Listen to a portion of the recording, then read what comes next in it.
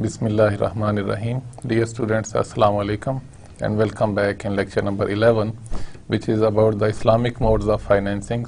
From this lecture now on, we are going to discuss the Islamic modes of financing, and first of all, we are going to discuss among the sales mode of financing, which I told you in our previous lecture as well. There are three sales modes of financing like Murabaha, Salam and Istisna. So first of all, we are going to discuss the Murabaha mode of financing, and before we go into details of this lecture, let me remind you about our previous lecture. It was about the features of Islamic banking, and we had a comparison of Islamic banking with the conventional banking, and we discussed the governing features of Islamic banking like the prohibition of interest-based transactions. So when we say interest is zero, it means something. It means all of our capital is not going to earn any interest income on it. It is going to be invested. So there will be abundance of capital in the market. There will be more entrepreneurial activities in the market, and there will be more job opportunities in the market. And also it is an interesting phenomena that in the developed countries as well, when they want to stimulate their economy, when they want to increase their economic activities in the economy, they reduce the interest rate. So the reduction of interest rate means that there will be more economic activity, and there are certain countries in the world like Japan and Singapore where the interest rate is virtually zero. It is less than 1% and very close to 0%. And then the second governing feature was avoidance of speculations. Any transaction, any trade where the subject matter is doubtful, where the characteristics of the subject matter, they are not clear, and the risk, how much risk is there, it is not clear.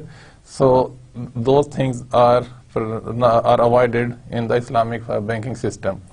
And particularly this is a risk management technique as well, when we are not aware of most of the information about any project where the investments are huge and the implications can be huge. So in that case, avoidance of gharar or the speculation is preferred. And also avoidance of oppression, again one of the governing principles, that the banks, financial institutions, the individuals, nobody is allowed to exploit the situation of the others. Nobody is allowed to take advantage of the weakness of others.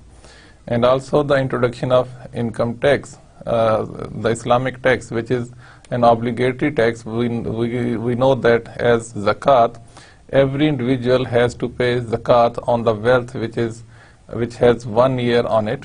So this is a mechanism where the zakat will be collected by the Islamic banks and it will be disbursed towards the needy people.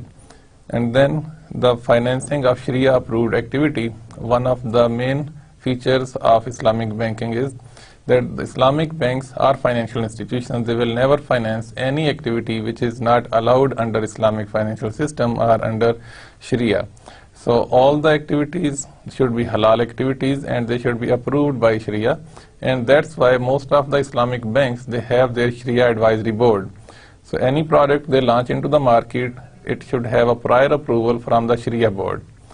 And then we compared the Islamic banking with the conventional banking, their basic ideology, their motives, and their operations. So that was about our previous lecture. And in this lecture, and the learning outcomes of this lecture, they are that you should be able to understand the concept of Murabaha.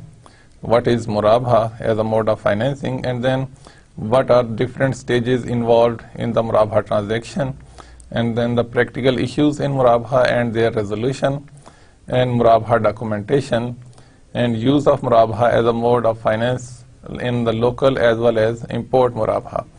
So we will be discussing them gradually. First of all, definition of Murabaha. Murabaha is a particular kind of sale where the seller expressly mentions all the costs involved and the profit which is part of that price. For example, if there is a seller and a buyer, and seller normally will take that as a bank or any financial institution.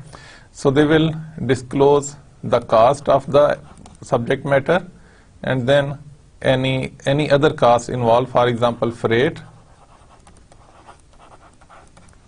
and any taxes, any consultancy fee,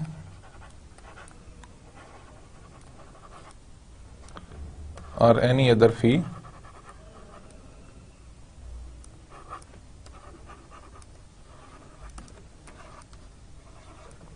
Plus the bank or the financial institution, they will add their profit, and normally they call it as markup.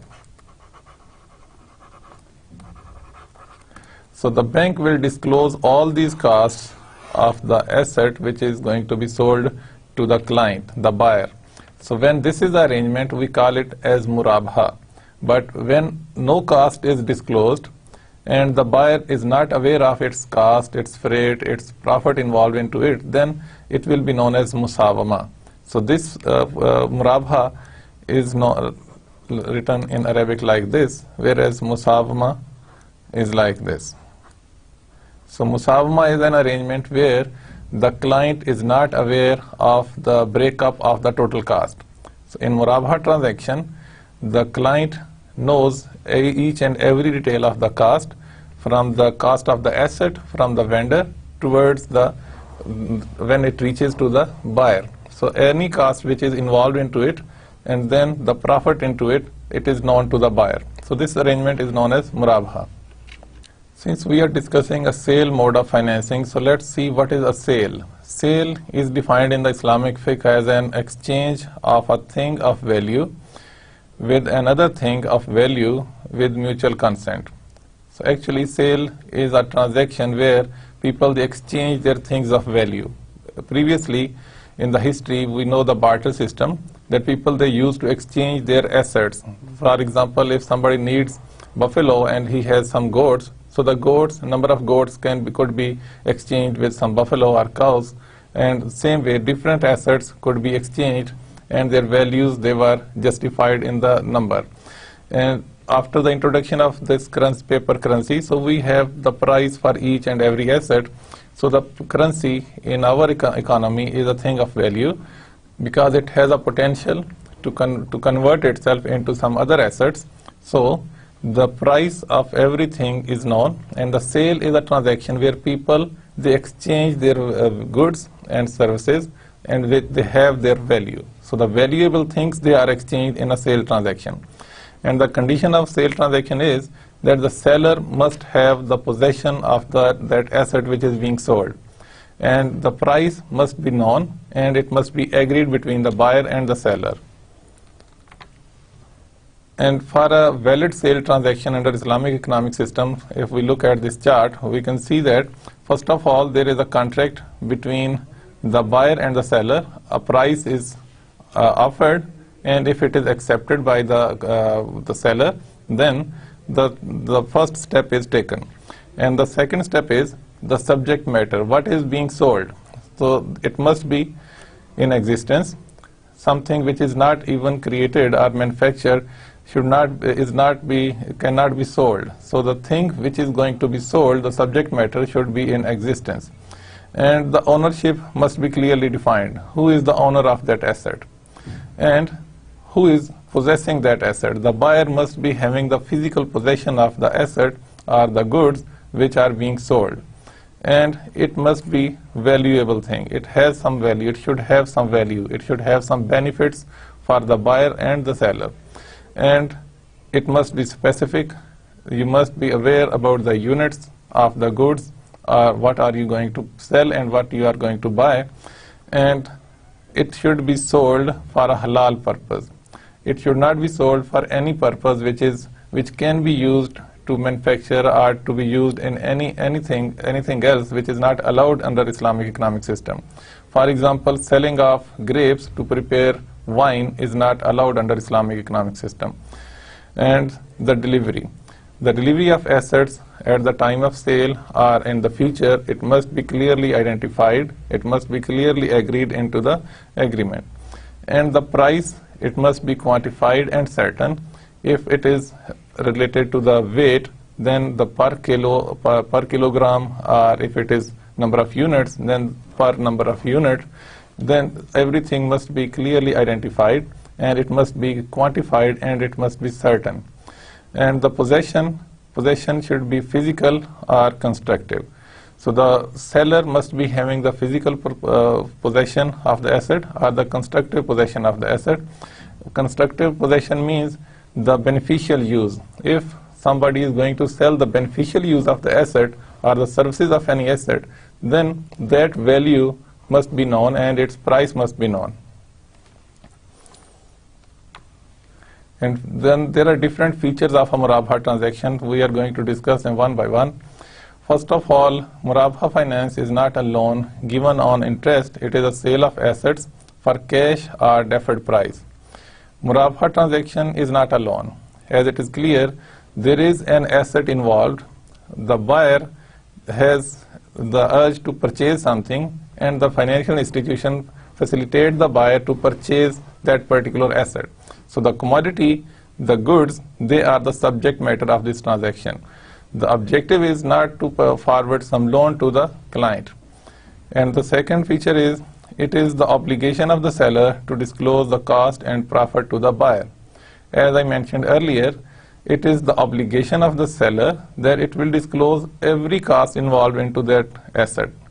As I mentioned, that the cost of that asset when it is purchased from the vendor, then the transportation cost, any consultancy fee paid to the agents or any agency involved into it, or any taxes involved into it, plus any profits which are the right of the seller, they should also be disclosed to the buyer. So then it will become a Murabha transaction. Otherwise, it will not qualify to become a Murabha transaction. And the third feature is that Murabha finance can only be used for the purchase of fresh assets only. It must be used to purchase the new goods. For example, the used cars, they may not be purchased with using the Murabha mode of financing. Only the new cars from the vendor can be purchased. And the fourth feature is that buyback arrangement is prohibited. This means that Murabha transaction cannot be executed for the assets already purchased by the customer. The buyback agreement, actually this is a way to cheat the system. For example, if somebody is possessing a computer,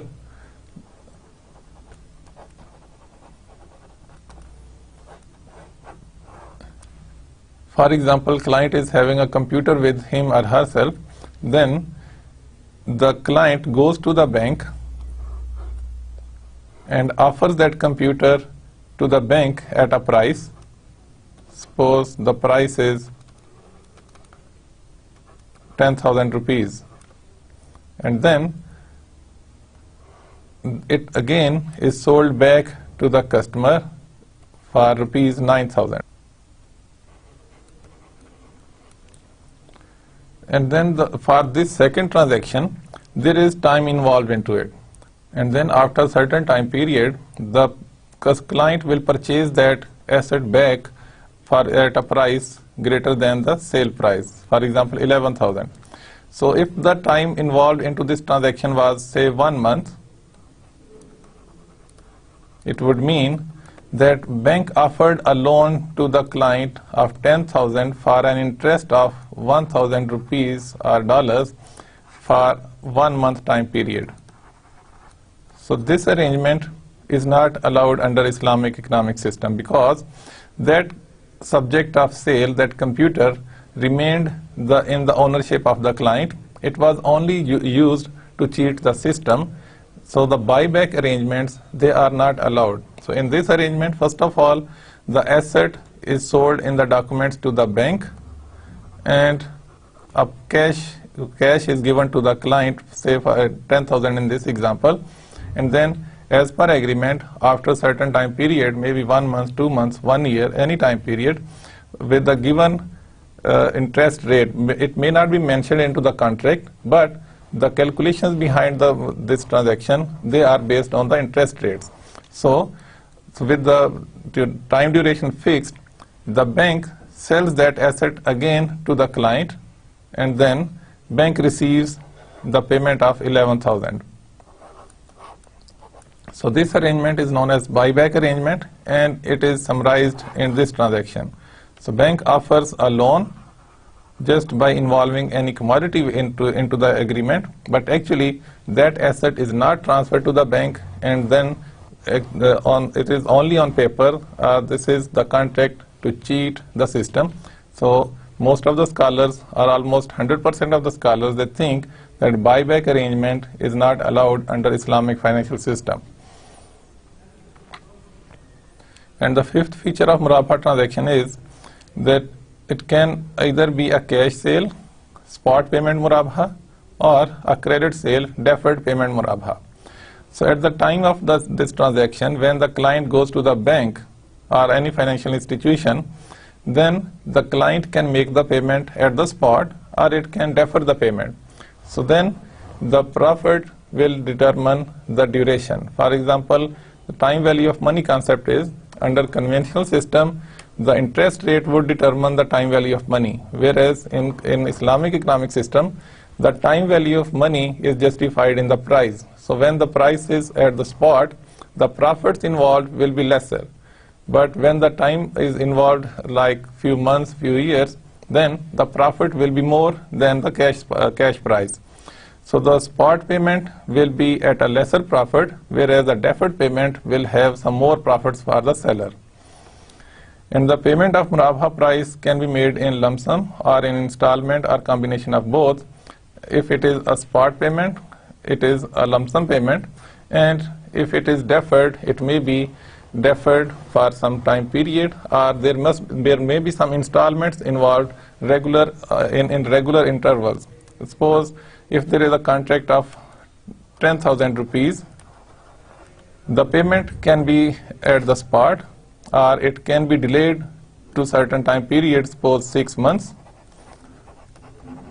Then the profit will be little more, the price will be higher, and it is also possible that there will be a payment of 1,000 rupees per month for the next 6 months. Okay, so these arrangements, they are all possible under the Murabaha transaction. And it is a fixed price sale, and normally is done for short term. Most of the time, Murabaha transaction is not for a longer time period. It is normally for shorter time periods, suppose for 1 month, for 3 months, and normally the raw materials and the working capital, they are arranged using the Murabaha mode of financing. So the time period involved is not very long, it is short-term contract, and the Murabaha finance can be used to meet the working capital requirements. However, it cannot be used to meet the liquidity requirements. So as I mentioned earlier, under the buyback arrangement, the client, they can get cash from the banks, whereas this is not allowed in Islamic economic system. Only the raw materials, the commodities, the working capital, it should be the subject matter of this Murabaha finance. For example, if there is a poultry farm, the feed stock is a raw material that is going to be used to feed the chickens. So that raw material or the feed stock can be purchased, can be sponsored or financed by the financial institution. So the time period for a flock is normally 1 month or 2 months. So then, if we are talking about the broiler chickens, so then that feed stock is sponsored or financed, say for example 2 months or 3 months or 4 months. So it is a short time period. And then there are various models of Murabaha finance. The relationship of the client and the seller, that is the bank, and the involvement of the vendor will take 3 different types. So we will discuss them one by one. First of all, in the first model, there are 2 parties involved, that is bank and the customer. And then in the second model, there are 3 parties, that is bank, vendor, and the customer. In the first transaction, bank is the owner of the asset, and then bank deals directly to the client and sells the asset directly to the client. And in the second model, the customer approaches the bank for a particular asset, and then bank purchases the asset from the vendor and then again sells it to the client. This is the second phase. And the third phase is that the client identifies the asset from the market, from the vendor, and then bank approaches the bank for that asset which has already been identified, and then there are different steps involved. Bank would finance the whole transaction, and at each level the documentation would be required. So let's discuss each model one by one. So in the first model, which is the simplest model, that is it only deals with the client and the seller, that is the bank. So the simplest possible model emerges when the transaction involves only two parties, the seller and the buyer. The seller is bank and buyer is the client of the bank. And then bank is also vendor and sells the assets to its customers on deferred payment basis. Since bank has adopted the role of vendor as well, it has some assets in its possession. Maybe a bank is possessing some new cars, or a bank is having in its possession any nature of assets like computers, some high precision instruments, and the people who need them, they can go directly to the bank, which is the seller of those assets as well, are taking the duties of the vendor as well. So the bank, as owner of the asset, can sell the assets directly to the client, and this is an ideal mode. And from Sharia perspective, it is an ideal model, and its profits are fully justified because bank assumes all risks as vendor or the trader. So this is the best or the ideal mode where as a vendor, the bank assumes all types of risk involved into the transaction. So if there is a loss or damage, that is all the loss of the vendor or the bank. So this is an ideal mode where the bank as a trader can earn profits, and this is exactly justified as we do our normal trade. We go to the shops, we go to the sellers, and we purchase assets at a price. And this model has three steps. First of all, the customer approaches the bank, and then there is an agreement between them about the asset, and at the second stage the asset is delivered to the customer, and the third phase is that customer pays to the bank. And the payment can be the spot payment, it can be a delayed payment, or it can be on the basis of installment. And the first phase is that the customer approaches the bank as a vendor and identifies assets and collects relevant information including cost and profit. So at the first phase, the client will be contacting different vendors. So if the bank has some better options, if the conditions or the terms and conditions of the bank, they are quite relaxed in comparison with other vendors, or the quality of assets the bank is having is better than other vendors, so the client might be willing to purchase the asset from the bank. So that is the first phase. And in the second phase, bank sells those assets to the customer and transfer the risks and ownership to the customer at a certain murabha price. So the risk is transferred only when the transaction takes place and it is complete. So until the transaction has not taken place and it is not complete, the risk of that asset, any loss, any damage to that particular asset, is at the risk of the owner. So the owner will face all types of risk, any damage or any losses. And when the asset has been delivered to the client and the risk has transferred to the client will make payment to the bank. It may be the spot payment, it may be a delayed payment after a certain time period, maybe the lump sum payment after a time period, and it may be the payment on installment basis. And each mode of payment will determine the level of profit involved into it. If the payment is at the spot, the quantity or the value of the profit may be lesser, but if time involves a little longer, then the profit will grow more. So it means the price involved will be more if the time is involved. Because the banks, they are the specialists in the financial activities, they are not good as vendors. So a third party is always involved into the transaction. So that is the vendor. So the bank, vendor, and the client. So the second model suggests that in most cases of murabha transactions, there is a third party, we call that as a vendor. So because bank is not expected to engage in sale of variety of products required for variety of customers, the bank directly deals with the vendor and purchases the assets. So whenever some client comes to the bank for a particular asset, the bank would contact to the vendor and purchase the asset from the vendor. And the bank sells the purchased assets to the customer on cost plus basis. So when the bank purchases the asset from the vendor, and then the bank becomes owner of that particular asset, and then bank sells that asset to the client. So there are two different agreements, two different transactions. First one is between the bank and the vendor, and the second one between the bank and the client. And both transactions, they are independent of each other. And there are two distinct sale contracts at different point of times. First between the bank and the vendor, and the second between bank and the customer. And this is the graphical presentation of this model, that there are 6 steps involved. First of all, customer will contact the vendor and will identify the asset. What asset customer is going to purchase. And then customer will come to the bank that I have identified an asset and I need financing for that particular asset.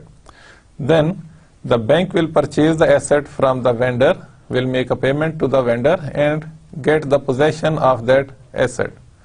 And at the 5th stage, that asset will be transferred to the customer and payment will be received on the spot basis, a lump sum basis, or it may be on the installment basis. So for each step, let's have a look. At the first phase, that customer identifies and approaches the vendor or supplier of the assets and collects all relevant information. So the first phase is to identify the asset and to collect the relevant information.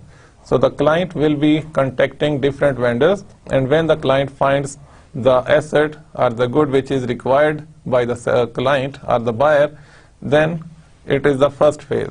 So after the asset has been identified from different vendors, then the client will contact the banker. So that is the second phase. So customer approaches the bank for Murabha financing and promises to buy the asset. So at this phase, customer promises the bank that I want to purchase that particular asset from that particular vendor, and it gives a promise. So the promise must be there, otherwise the bank, it might buy the product or the asset from the vendor and the client would run away and may not purchase that asset. So then this is a risk for the banker. And the third phase is that bank would contact that particular vendor which was identified by the client, and bank will make the payment to the vendor and purchase that particular asset from the vendor, and now the risk has all shifted to the bank because the bank has become the owner. Now any damage or any loss in the sale price or anything happens to that particular asset, this is the risk of the bank.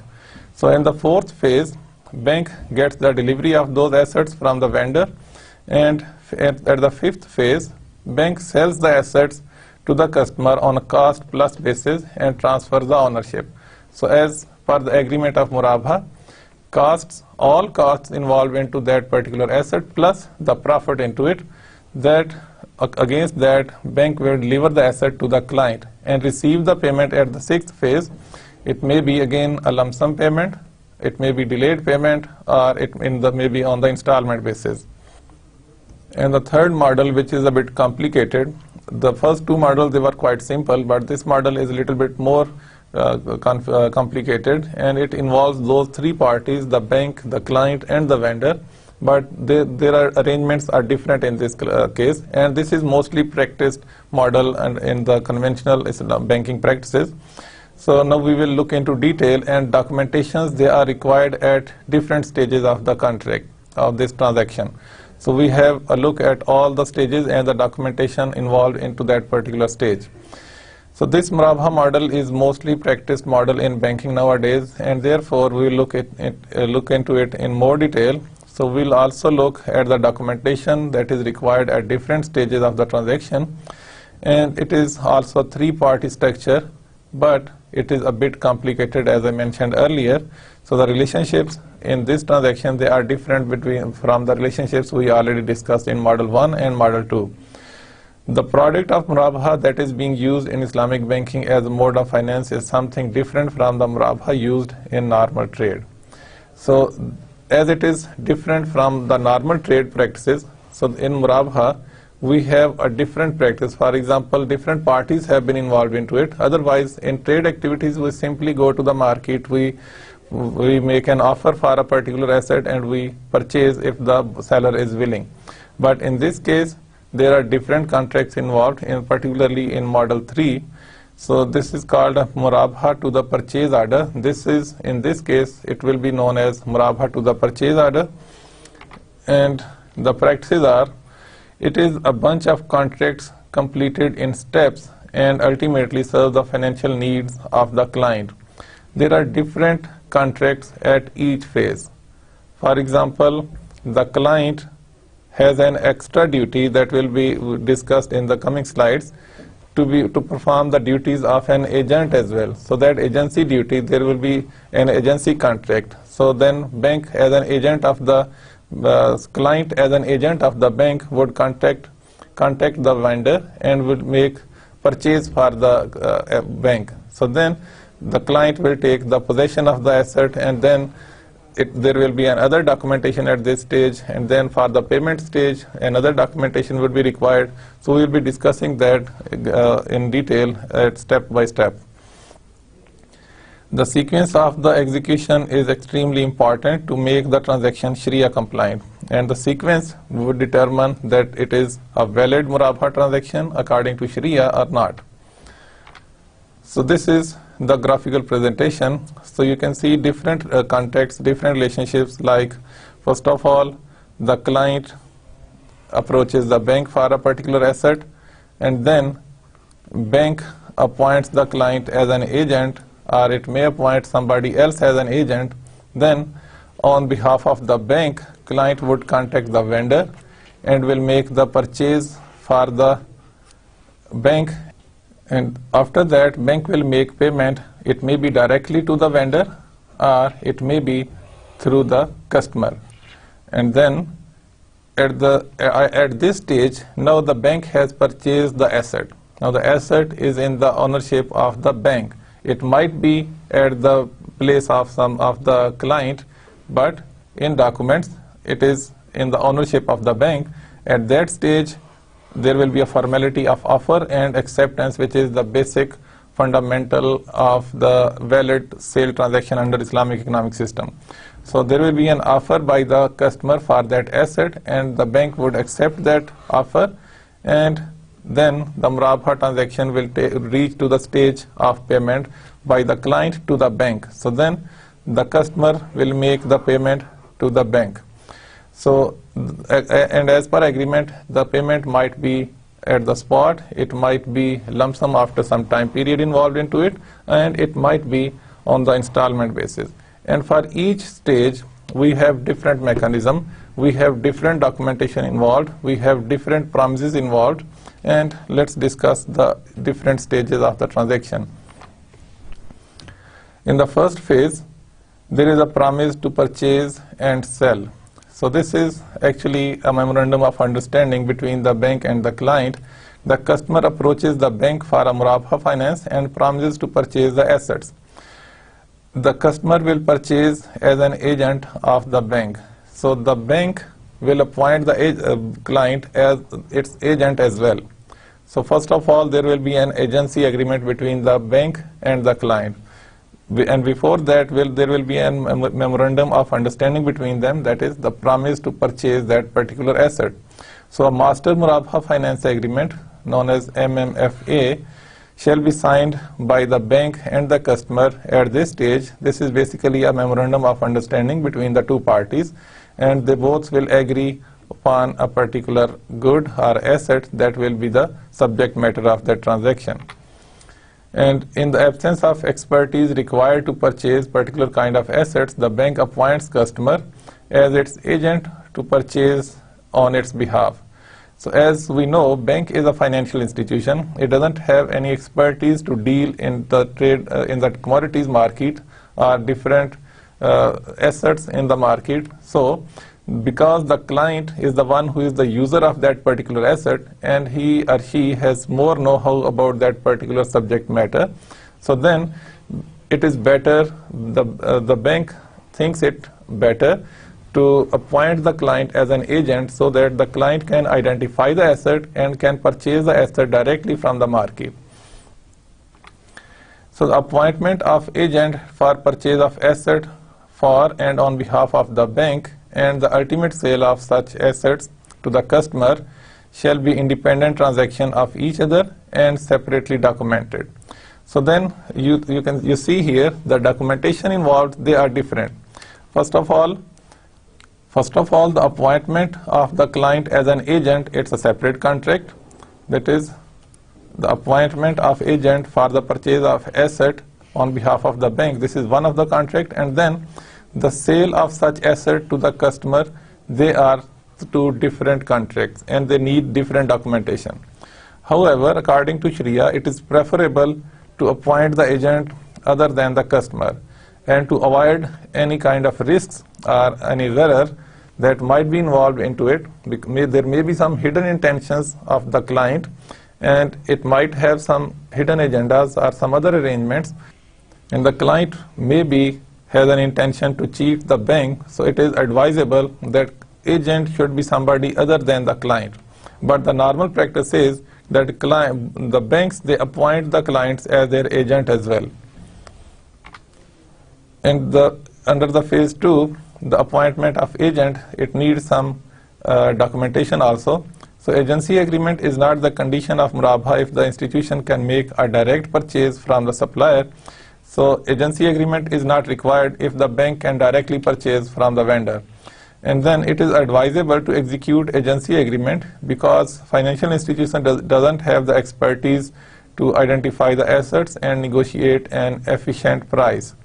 Because as we mentioned earlier, bank has its own specialization in different field.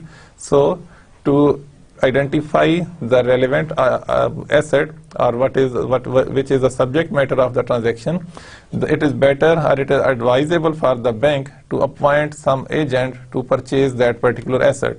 And under the normal practice in our Islamic financial system, the banks, they normally appoint the client as their agent, as we discussed earlier. And the agency agreement would require certain clarifications. There will be some documentation for that. And there will be agreement on different issues like the type, which is global or specific. It should be mentioned in the agency agreement about the type of the agency agreement. It may be a global and it may be a specific for a particular transaction. And the description of asset to be purchased, what is exactly being the subject matter of the transaction. Which car, if it is for a car, which car, what is the CC of the car, what is the manufacturer of the car, different details, all details will be mentioned into that agreement. And mode of disbursement of funds and how the funds will be disbursed to the vendor. Like when the client or the agent would purchase the asset, then should the payment be made directly to the vendor by the bank, or the payment may be made through the client through the agent to the vendor. And the roles and responsibility of agent must be clearly mentioned into the agreement.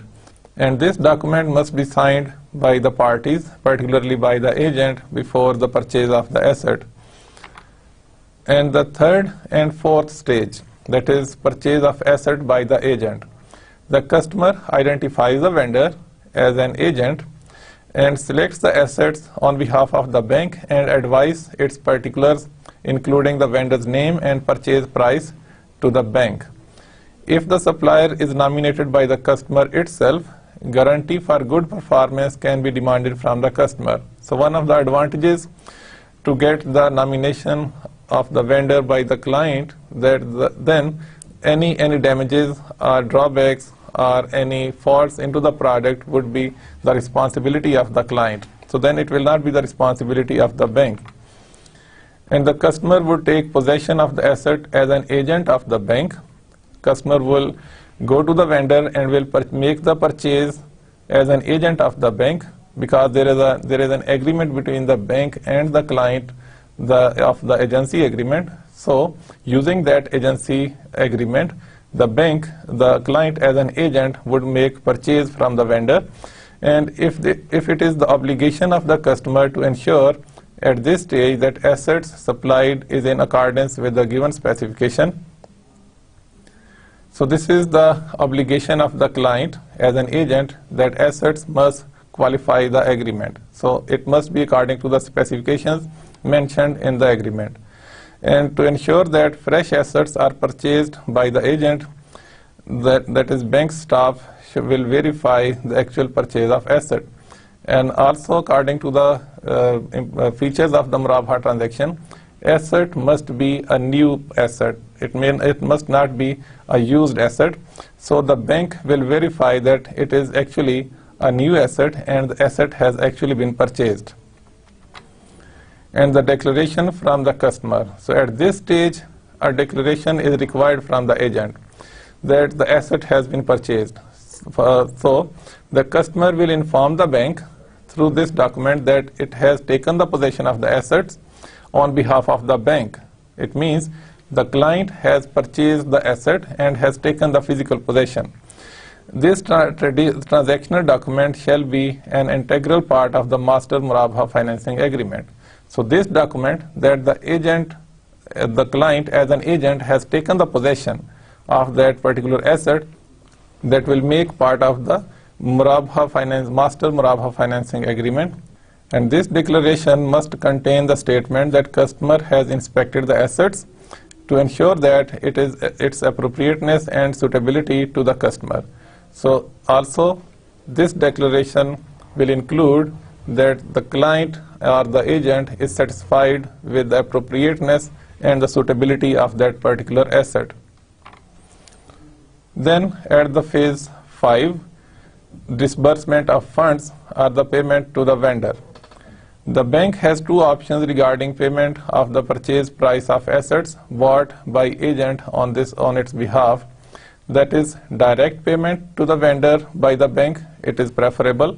It will avoid any kind of risk involved into it.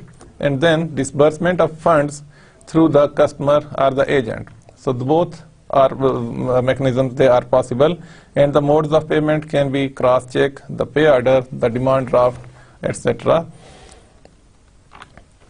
And the documentation required, the letter of disbursement.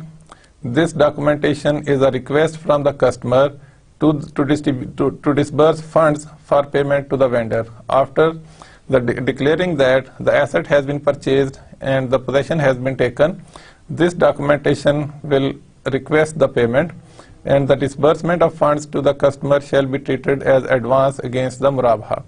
So at this stage, the asset has been purchased. Now, asset is in the ownership of the bank. The title is in the bank's name. Now, as an owner of the asset, the bank can sell that asset. So at this stage, that is phase 6, the bank and client, they enter into offer and acceptance phase. So the customer offers to purchase the asset from the bank which it has already purchased, and the bank gives the acceptance, because this is a formality for a valid sale transaction under Islamic economic system. So this is very much important, and at this point the Murabha takes place. The Murabha transaction takes place at this stage between the bank and the client. And when the Murabha transaction has taken place, so this will determine the risk has been transferred to the client. Before that, as an agent, client got the physical possession of the asset for the bank, but after this offer and acceptance, now the ownership has been transferred to the client. Now the risk has transferred to the client, and it is mandatory to determine the Murabha price at this stage, otherwise Murabha shall not be valid. So at the stage of offer and acceptance, price must be known to each other, all the costs involved plus the profits or the markup involved into this transaction, that will be known to the parties, that is seller and the buyer, the client and the bank. And it is also mandatory to determine the date of payment of Murabha price, rendering the Murabha to be valid. and as per Murabha agreement, the payment modes must be determined and it must be agreed upon. And at this stage, there is the documentation which is required, that is offer for the purchase. The customer offers to purchase the asset that has already been purchased by the client as an agent. So the document should be signed after actual possession of assets by the customer, but before consumption of such asset. So the customer already has got the physical possession of that asset, but is not allowed to use that asset before the Murabha contract takes place. And this transactional document shall be an integral part of the master Murabha financing agreement. And the second is, the bank would accept that offer. So the bank accepts the customer's offer and sells the asset purchased by the client as an agent on its behalf, and the Murabha price will be paid according to the agreed terms and condition. And the assets must be in the bank's possession by either way, that is physical or constructive. So at that stage, the assets should be in the name or in the ownership of the bank, that is physical or constructive. Suppose the client purchases the asset and takes the asset in the bank's warehouse or at the bank's vicinity, and the bank takes the possession of that particular asset. The client takes the asset to its own place, and then the constructive use will not remain with the client. Suppose if it is a car, the keys would remain in the possession of the bank. It means the bank has the constructive possession. It may be a physical possession or it may be a constructive possession. So in that case, bank can have a valid Murabha transaction. And this document will also contain the Murabha price and the repayment date. And at the third place, the payment schedule summary, the documentation when the Murabha will be executed. Then at that stage, the customer has three options to pay the Murabha price, that is the lump sum payment, installment payment, or partly instant and partly in installment. So any agreed mode of payment will be mentioned into the agreement. And this document is required if the customer wishes to pay the Murabha price in installments. And the fourth document is demand of promissory note. That is, after execution of the Murabha, when the Murabha transaction has taken place, the Murabha price will become the debt or dain in Arabic on the customer. And this document is customer's acknowledgement to the debt amount and its promise to pay the debt. So the customer will make a promise at that stage to pay the debt to the bank. And the final phase, that is phase 7, at this stage, customer will pay the Murabha price to the bank on the agreed date, and the customer is not entitled to any reduction in Murabha price in case of early payment of Murabha price. And in same way, bank cannot increase the Murabha price if the customer defaults or make delayed payments. So what has been agreed, that is final, and any reduction in the repayment is not possible because both have agreed on the terms and conditions at the time of Murabha transaction. And then these were the different models we discussed, model 1, 2, and 3, based on the relationship of the parties, that is the bank, client, and the vendor.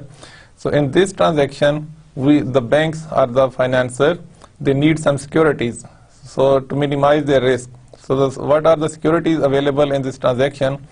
The institution may ask the customer to furnish a security to its satisfaction for prompt payment of the deferred Murabha price, to make sure that client will make payment regularly on time.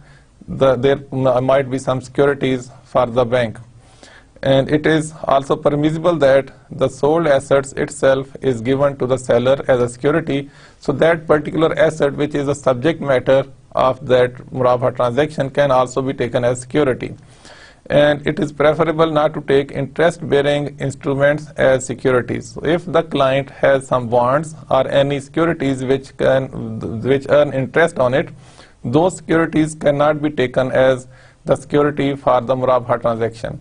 So the banks, they have different options to consider for the securities of this Murabha transaction. For example, hypothecation of assets and pledge of goods and marketable securities, lien on deposits, that is access to the deposits of the client, and mortgage on immovable properties, bank guarantees, personal guarantees. So these are the different securities which are available to the bank or the Islamic financial institution as a guarantee, as a security that the customer will make the payment on time. And then murabaha is possible in the foreign trade as well. For example, in import murabaha and export murabaha, the bank can finance the imports and also can finance the shipment of the exports. That is, it should be pre-shipment financing. It cannot be possible in the case of post-shipment. And the uses of murabaha in imports, agency agreement must be signed before opening of LC in case of imports. So there must be some agreement between the client and the bank in case of opening an LC for the client. And all costs or charges like the SWIFT charges, LC charge, opening commission shall be included in the cost of murabaha. The asset, which is the subject matter, would include all other costs, the commissions, the remittances charges, or any clearance fee or any other cost which has been involved into that particular transaction. And then there will be an offer and acceptance. It may be signed between the parties when the goods arrive at the port, because the bank has already made the payment, so the title would go to the bank. So the bank and the client at this stage will enter into a sale transaction, that is offer and acceptance. And in case of exports, the pre-shipments is the normal procedure as adopted in local murabaha shall be strictly followed. In case of pre-shipment, the assets which are going to be exported may be financed by the bank, and bank as owner into that particular asset, the share of the bank must be known, and the quantity and the specifications must be clear to the parties. So in case of post-shipment, goods have already been shipped, murabaha is not possible. However, murabaha can be executed for fresh purchases required for next shipment against assignment of receivables for the first shipment. And there are some practical issues in the murabaha transaction. For example, discount on acquisition of assets. If the bank is purchasing any asset from the supplier, from the vendor, and is offered any discount, so ultimately that discount will pass on to the buyer or the client. Discount from the supplier, if any, would be passed on to the customer at the time of murabaha sale by reducing the cost of sale. And rise in price of asset. If there is a rise in the prices, that amount escalates for which financing is availed, then the transaction can only be executed if bank has been informed and the bank subsequently accepts the same. And if the price of that asset has increased, then if the bank agrees with that increased price and the bank is informed duly, and then the bank can finance and the agreement can continue. And the institution reserves the right to reject the purchase if made other than the agreed price. And also the bank has the right to cancel that transaction, to cancel the agreement if the purchase is made more than the agreed price. And then the change of asset. It is possible in the agency agreement if it is done with the mutual consent. If the asset was mentioned in the contract, that is, for example, a particular kind of car, suppose Suzuki Alto, but at the later stage, if that car is not available in the market or something happens like that, and the client has to switch to another good or to another car, then with the mutual consent, a new contract can be signed. And if agency agreement is for a specific asset, for example, a particular nature of asset, then a new contract would be required. Otherwise, with the consent of the bank, that contract can be continued. And delay in supply from the supplier. Delay in supply in case where specific time was allowed leads to the revocation of agency agreement. In such cases, the customer will refund the cost of the goods. If the time was decided into the particular agreement, then if it goes beyond that time period which was fixed, then the bank has the right of revocation of that agency agreement. So in this case, the customer will refund the cost of goods which were given to the client as an agent to purchase a particular asset. Rollover in Murabaha. It is not allowed in Murabaha transaction under Islamic financial system, because the rollover would mean to renegotiate the terms and conditions of Murabaha. So actually it would mean that there is a new agreement, so which is not allowed. For a same asset, the two agreements, they are not allowed under Islamic financial system. And partial Murabaha, it is also possible. At times, customer may require partial financing for their shipments. So in this case, the share of seller or the bank should be mentioned on the invoice, and that share should be separately kept to facilitate the verification of bank's officers. So the bank would verify that the sponsored portion of the purchases has actually been purchased, and those assets will be kept separate for the verification purpose by the bank. And Murabaha with related parties. In case of Murabaha, the vendor and the customer must be independent to each other. So in this transaction, the three parties which are involved, the client, the bank, and the vendor, they should be independent of each other. They should not have their stakes vested in each other's business. And the banks are not allowed to enter into a Murabaha transaction where vendor and the customer are associated parties. Vendor and the customer, if they are associated parties, the bank is not allowed to enter in Murabaha transaction with them. And also parties are considered to be related parties if one party has 33% or more share or ownership in the business of other party. So the customer and the vendor, they will be considered related party if they have their business share more than 33%. If their share is less than 33%, then they are not considered as related parties. Then the Murabaha transaction is possible with those parties. And the summary of this lecture, in this lecture we covered different aspects of Murabaha transaction. First of all, what is Murabaha, the concept of Murabaha, and then there were different stages involved into the Murabaha transaction, and practical issues in the Murabaha and their resolution, and Murabaha documentation at each stage of different models of different phases. Particularly at the third model, there were different phases, and at each phase different documentation was required. Also we covered the uses of Murabaha as mode of finance in local as well as import Murabaha. And this is all about today's lecture. Inshallah, see you in the next lecture. Till then, Assalamu alaikum.